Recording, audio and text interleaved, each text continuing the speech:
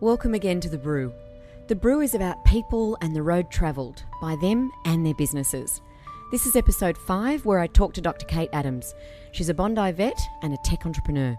She had a lot to say about saving lives and the tech space. Here's Kate.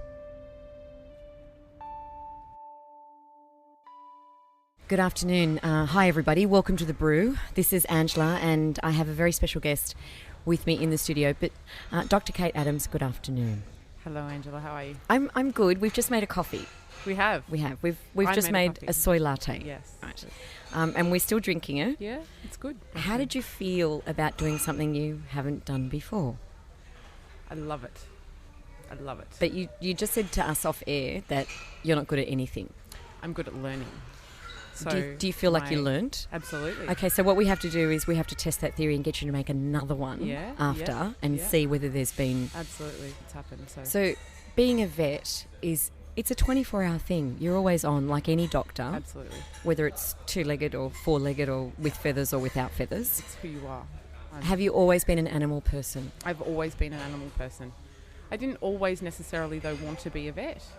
And I get that question all the time. So people often say to me, Kate, did you always want to be a vet ever since you were 8? And I think, no, not at all. So I wanted to be a barrister. I always find it quite incredible when people are vets, because that, as you said, that responsibility of and I'll call, we're puppy people too in my family, other advocates that have no voice. Mm-hmm. So you Absolutely. Represent the animals. That's right. And you're trying to work out what's wrong. Yeah. Because they only come and see you when there's something wrong. That's right. And it's, it's not because, Doc, I'm here for my yearly checkup and everything's fine. It's a matter of really finding out what's going on and diagnosing and the owners coming there and saying, I'm at the end of my tether, I don't know what to do. Yeah, and that's right. And some sad moments. Absolutely. When decisions have to be made that are painful. And I think actually it makes being a vet very difficult. Over a long period of time you shoulder a lot. And I don't think probably the public know that as much as, or appreciate that as much as they, everyone thinks about their pet. But when you've got weekend after weekend after weekend of everyone else's pets, it becomes really difficult. And it does. That's why I guess the veterinary industry, we do have a suicide problem. And we have a large mental health problem amongst our vets. So because of the responsibility. Absolutely. And the fact of sometimes the news isn't good a lot of the time. And there's nothing that you might not be able to do about it. It may be a financial issue, it may be a resource issue, but the other thing is about being a vet is that you work in a very individual environment. So you're a lone ranger, and a lot of the time you're by yourself. So you'll have your nurses and your team around you, but at the end of the day, the buck stops with you. You make the decisions and you sleep with those decisions. So it makes it difficult. And yes, that's the negative aspect of it, but the positive aspect of it is, and I've always said, it's a meaningful job. Every day I go to work, and I've said to you before, I never ever have a day where I wake up, whether that be, whatever I'm doing, that I feel like I have to go to work, because I feel like it's just my life. And even if I was a billionaire, I would still do this. I'd do exactly the same thing. So, being a vet, amongst other things. Yep. So Dr. Kate Adams is an entrepreneur, a veterinarian, and the founder of Thankly. Mm-hmm. So today, you're all of those things. Yes, but you haven't always been all of those things. That's right. So what we like to do is we like to make a statement and draw a line in the sand of where you are today and how great things are. Mm-hmm. Because essentially they're great. Life is good. It is very good. Life is good. Who inspired you to be able to take on a career that was obviously not going to be the easiest choice in your life, physically and mentally grueling, because it's a lot of training, and then it's physically hard work. So did the family encourage you to be sort of free thinking, or I know you had a great relationship with your father and he was a very intelligent man in his own right.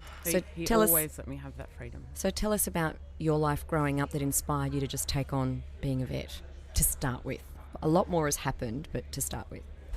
I think actually it probably comes down to my father encouraging curiosity more than anything. I never really felt as though something was either good or bad, whether that be failure or success. It really came down to just being curious about life. So, in those days, as I said, it wasn't necessarily a thing for girls to be good at maths and science.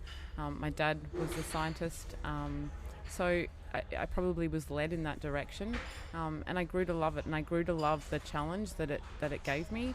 And yes, it doesn't necessarily mean that I was actually brilliant at it. I had a brilliant mathematical mind. I just liked to solve problems. And I was a problem solver. So it really probably wasn't until quite late in life that I decided what I wanted to do and how to actually go about doing that. There was a time, I suppose, probably growing up as a teenager, I felt as though I didn't know, I was likely to live in a cardboard box on the side of the road. So it wasn't until probably I was about maybe 18 or 19 before I really thought, you know what, you've only got one life, and you may as well go as hard as you possibly can and see where it takes you, despite potentially failing. Yes, I think I've failed probably numerous times, but I think that the things that have come off... Well, for starters, the first year I applied to vet school, I didn't get in. So that was pretty... I thought, oh goodness, this is not... Was that a ideal. shock? It was a big shock. So I actually then had to take the risk of I did a science degree, so taking a risk of actually doing a year of science and doing all of the subjects that I needed to actually demonstrate my ability, and that year was absolutely grueling. So physics, chemistry, you name it, university level maths, it was really hard. So you didn't give up? I didn't give up. You didn't in fact, get I don't into... think I even had any friends during that year, so I literally sat in my room and studied. So and at the end of it, actually, I ended up taking out quite a few of the prizes. So that was a shock to me, and I say it because I was actually quite shocked and thought, oh my gosh, you got a prize for something. So not getting into vet school that first year made you work harder. That's right. You were hungrier. That's right. And I think that what failure does, and I've always carried this belief, is that failure shows you how much you want something, and how much you're willing to put on the line for it. And if you're not hungry enough, you'll give up. And if you are hungry enough, you will keep going, and you will get there. And I say to people, because people often ask me, and they say to me things like, they don't have the financial resources or the grades or whatever it might be to actually get into vet school. And I often say to them, you will find a way. If you want it enough, you will find a way. But it's easy, I think sometimes, people misdiagnose themselves of where their journey is. Mm-hmm. So if they haven't found what they're passionate about or what they love to do, then they just put down failure to, oh, I can't do it. Mm-hmm. But when you do find something that you love or you're destined to do, failure isn't the benchmark of will I do it or won't I? It's like, I have to. And you keep going. Absolutely. And so I think if you...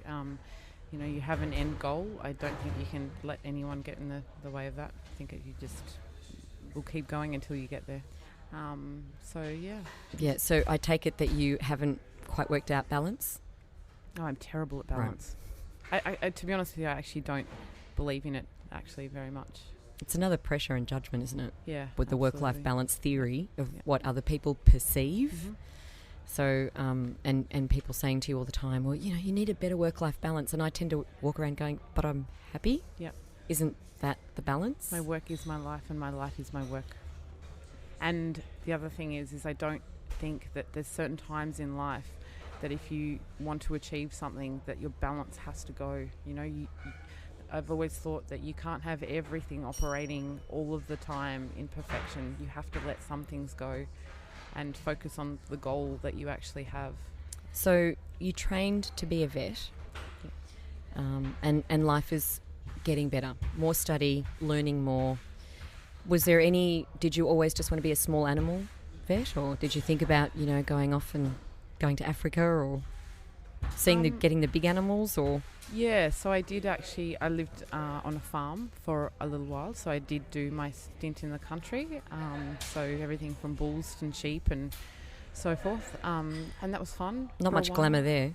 No, not much glamour, but underneath it all, I'm actually not very glamorous. Well, we've all seen, country vet, and we all know that the bigger the animal, the bigger the doo-doos, and that's just how it is. So now, you did your stint as a country vet.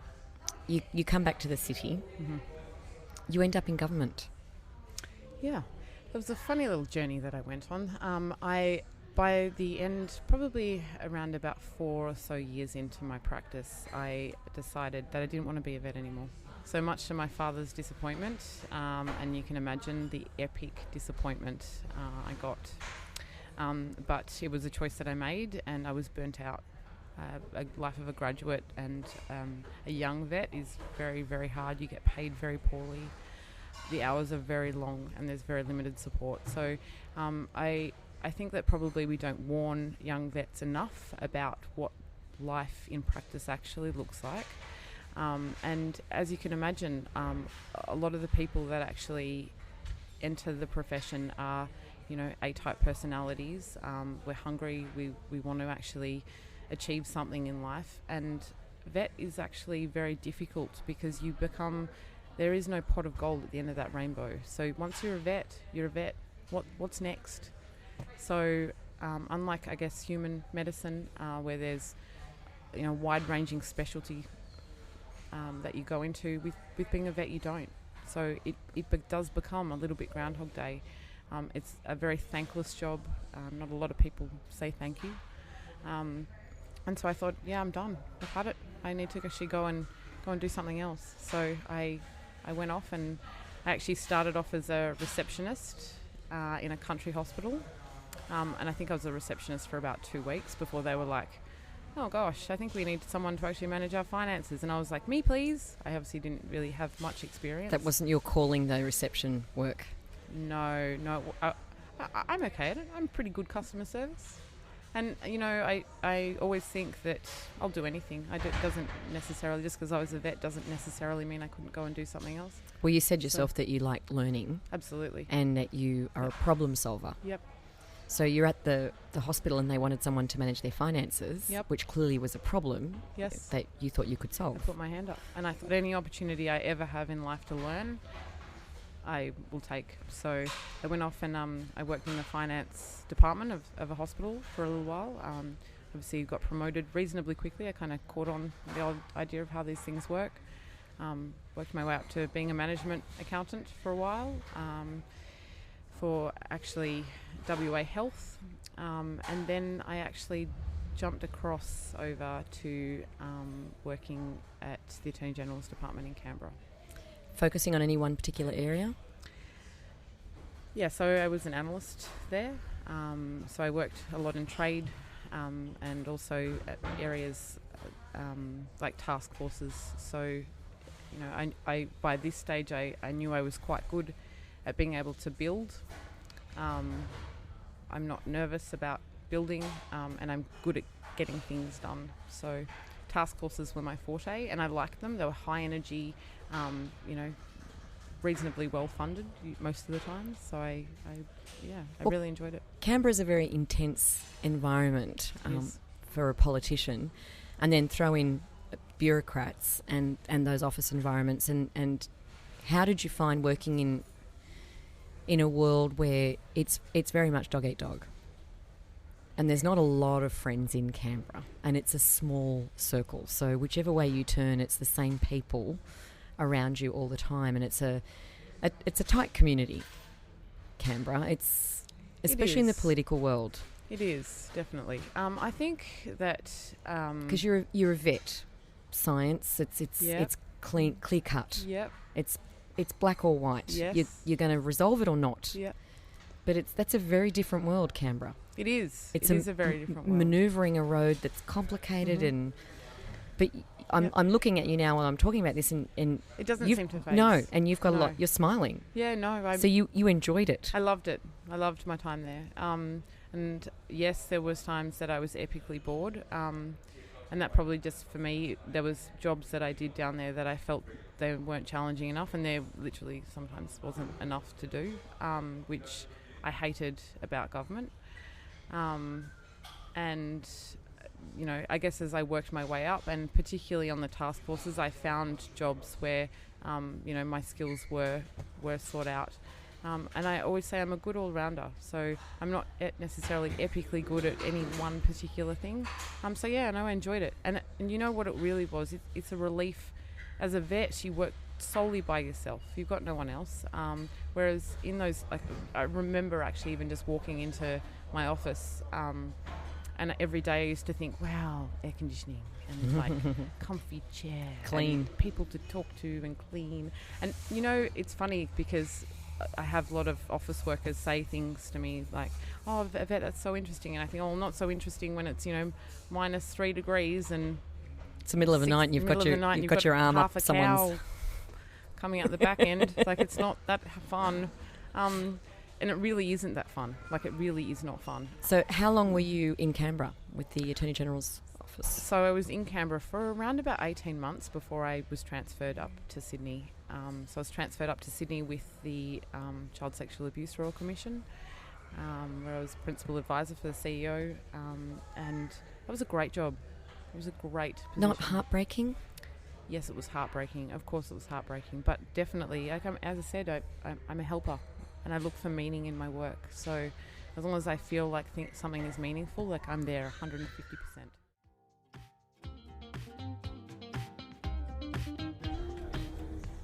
Hi everyone, sorry to interrupt and just jump in here quite randomly. We're taking a quick break just to make sure that we let you know. Like us on Facebook, The Brew. Check out our videos with our brew guests making their favourite coffee behind the machine, or at least trying to. And don't forget to subscribe and review us on iTunes and tell your friends. The Brew. We might make some time and get back to our guest.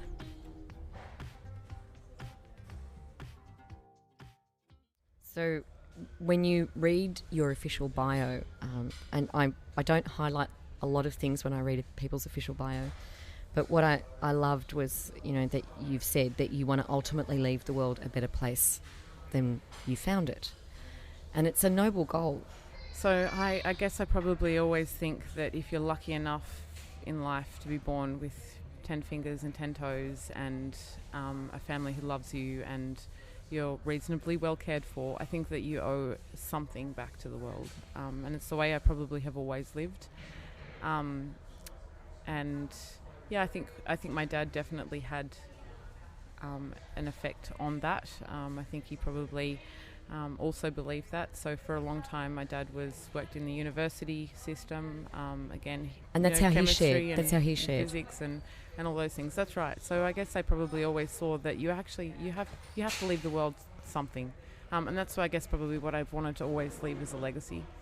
And the other thing is just around, I guess, probably thankfully as well. And one of the parts of that is that I often think, you know, I was lucky enough in life to have people that helped me. I didn't get here because I'm overly clever or anything overly great. I think it's because I've had really, really wonderful people that have always given me a leg up. Yeah, we're not an island. You're a scientist, a doctor. You've been in the Attorney General's office, and you're a tech entrepreneur. Now, they don't all look like they should be on the same line in the bio. I do look like a potentially made-up person. Of bits and pieces. Yes, and I can criticism for a long time in my life. That you're not a real person. Well, I've had the criticism of that it's very difficult to put me into a particular box, and it makes me look as though potentially I'm a bit all over the shop. It's very clear in my head. A lot of people are an artist and do something else, and yet we don't think that's strange. Yes, it depends on the combo, right? Mm-hmm. It's whatever isn't normal to someone else. That's it's like, why? How can you do that? And people might say, really, you want to be a tech entrepreneur? I mean, that's for 12-year-olds with the pants hanging around their knees and love it. You know, who work from midnight to 2 a.m. That's me. And live on their phones. That's me, actually. I'm actually more like a pretend vet, and like the rest, I'm actually a tech entrepreneur. Well, let's touch on. You're a tech entrepreneur, but let's touch on where you are a tech entrepreneur. So you founded a company called Thankly. Yes. And it's, you didn't just wake up one day before you went to surgery and say, I think I should start a business called Thankly. And why? Something's driven you there. So most of us, when we start something or a startup, it's something's triggered it. Mm-hmm. So what was the experience that got you to start Thankly? even though hadn't actually thought of the idea, I actually knew at least a year before that I wasn't happy with where I was. So at that point in time... You needed more of a challenge?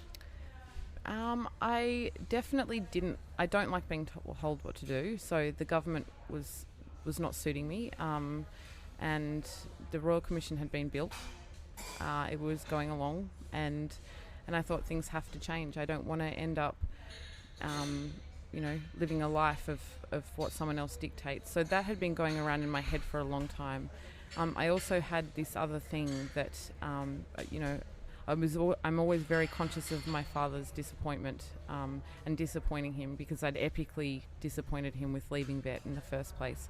So without something else to go to, I didn't want to say, Dad, I'm unhappy and I don't actually want to do this anymore. And yes, of course, you don't need your parents' permission, but I think that most people in life would actually, sought their parents' advice for. I would say the disappointment in seeing in the eyes of any parent makes you think twice. That's right. And my dad had big goals for me, and not necessarily that they were articulated, but he always let me believe that I could be anything I wanted. So to disappoint him and say something like, I'm going to go travelling or doing something completely for me, that wasn't really something that I would have ever entertained. So probably in late 2014, my dad got very sick and died, so that wasn't ideal. And that was such a shock. So someone I had thought was healthy and young and had so much to do yet with life. He'd only just retired, probably around about 5 months before he passed away. And he was young. He was 60. Yeah, which is very young. Young.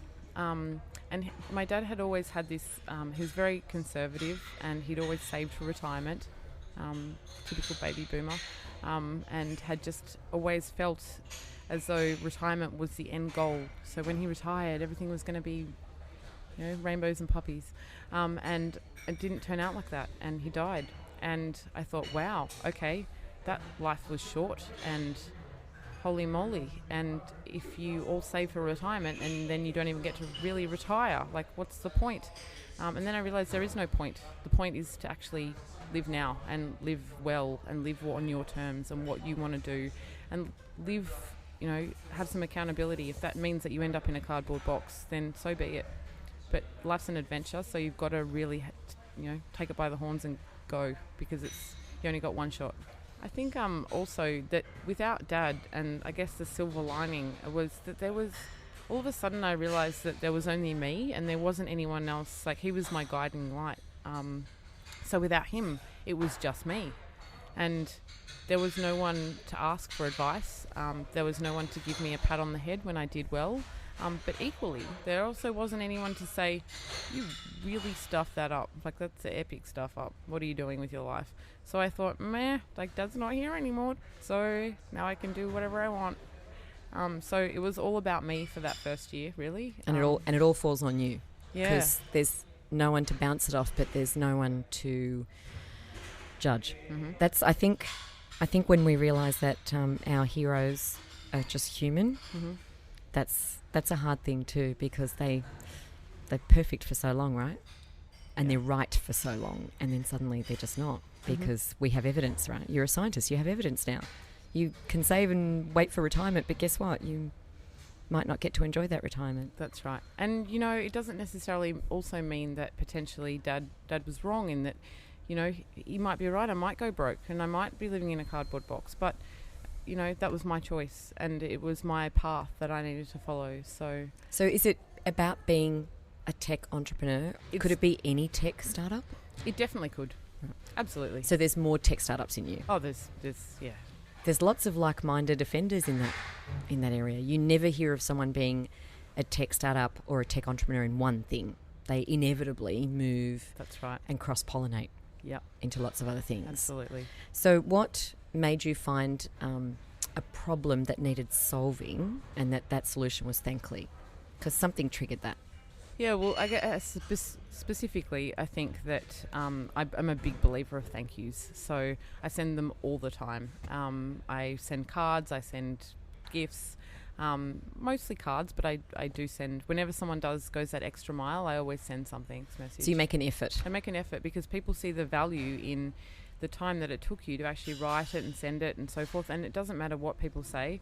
When you get something that's handwritten, even if it wasn't actually written by you, it just feels better. So I used to send them, and I used to always get people say, "Hey, wow, thanks. That was really nice of you," and that people remember. And people always used to send things to me as a vet. So people, whenever an animal was saved, people would, even actually a very good euthanasia, people will send a card, and I always used to be truly touched. So yeah, and I always say to Sam, I was literally standing at the post office thinking, oh my gosh, this is so hard. Why is this so hard? I just need a stamp. Please, why is this taking so long? So I thought, wouldn't it be good if you could just actually have like something on your phone or like on the computer or something where you can like shoot off cards and write them and then choose your handwriting and then be like, see, I wrote this. So you think, I'll build a company, I'll build a business, I'll start something? Yeah, I thought, actually, do other people think this is important? That was my first thought. Do other people send thank yous?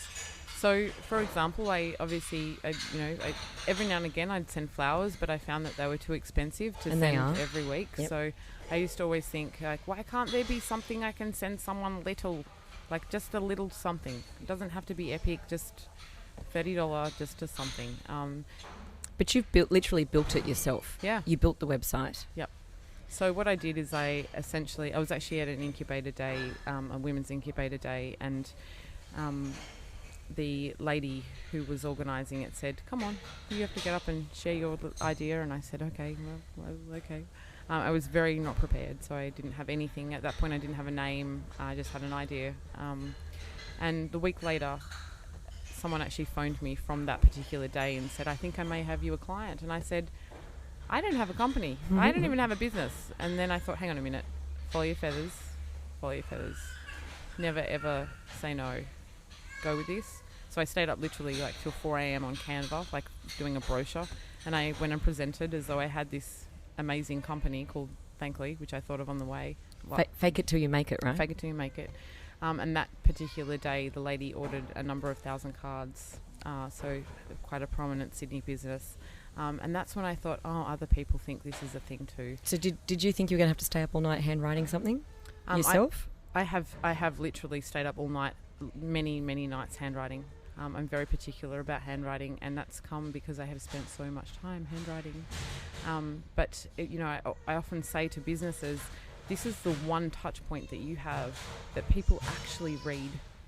It's not just a flyer in the mail. It's not an email that people aren't going to open. Every single person that gets one of them will open it and they will read it. So make it your most epic touch point that you can. So Christmas cards, for example, we've done lots and lots of businesses, and the whole idea is to personalise as much as you possibly can. So people want to feel like it's from the CEO.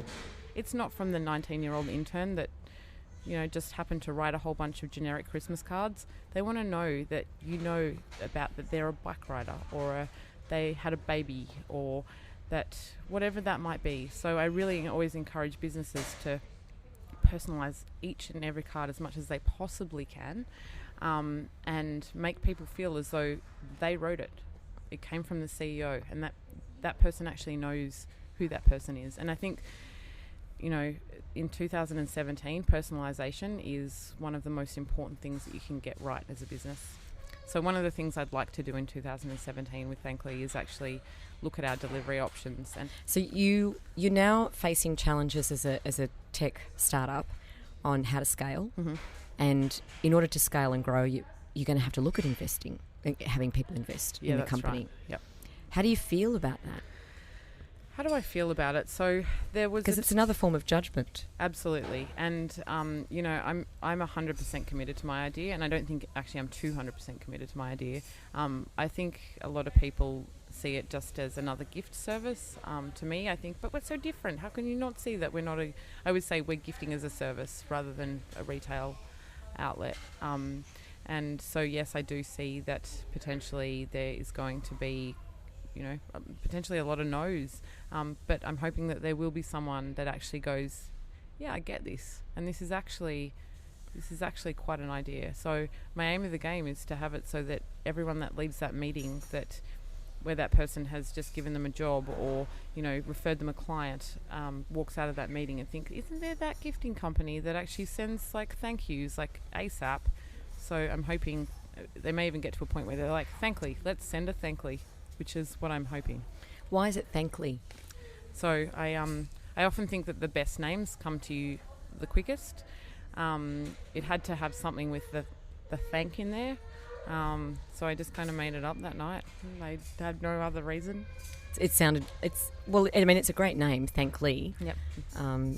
But business name was available. You build businesses around names. You're at that hopeful part of being a startup, where you've got the business, it's working, it's operating, people are putting in orders. You're still very much hands-on though, and you're hoping to grow and scale. But there's no guarantee that it'll all be... No, there is definitely not. Less, it still could be an epic flop, but I hope that's not going to happen. You don't seem fazed by that challenge because you're happy, because you're doing what you want to do, and you've realised something from inception to, look, I had an idea, I've built it. It's not finished. You don't just build it and then it's over. That's right. So the journeys keep starting, and it's... One very smart entrepreneur, Sydney entrepreneur, told me halfway through, he actually I had a meeting with him about halfway through because I was feeling like, oh gosh, what am I doing? I'm out to sea and I'm not really sure exactly where I'm swimming to. He said to me the idea of, minimum viable product, launch speed, go hard, just get it out there. You've got to validate what your product is today might not be what it is in 6 months, and you have to listen to customers. Don't spend 2 years building this and then launch and then go, it's not actually what people want when you've run out of money. So my aim of the game, and I've now coined my minimum lovable product. Just launch with minimum lovable product, get it out there. It's not going to be 100% perfect, but people will forgive you if it's a product they want. Menu log, sometimes it doesn't work, and we all don't go, menu log, don't like that, sometimes it doesn't work. It's not a perfect product yet, but it will be, and the direction that we take is guided by our customers and listening to people and what they actually want. So I often have people ask me, what does 2017 look like? And in my head, I have probably 17 little rabbit warrens that I could go down with this.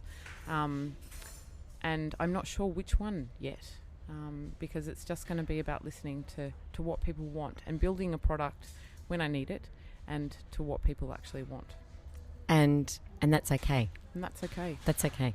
I think that's the option people don't realise they have. Mm-hmm.